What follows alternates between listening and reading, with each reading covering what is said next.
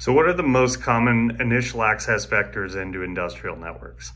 We talked about it a little bit yesterday, but trusted protocols like SMB, IT protocols used on the OT side that are often trusted through firewalls, things like some of the protocols behind Active Directory and other things.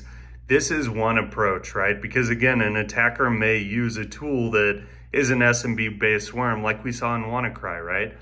That's cases where you do have initial access through some of the IT protocols that are also used very heavily and required on the OT side. On a second hand, oftentimes you have misused credentials, things like reused credentials, how companies set up accounts, again, that trusted Active Directory structure that exists in some plants, that becomes a second area, or password reuse. If an attacker is able to harvest a password and then they brute force using passwords they see, and someone's using it on both sides, they're going to get in.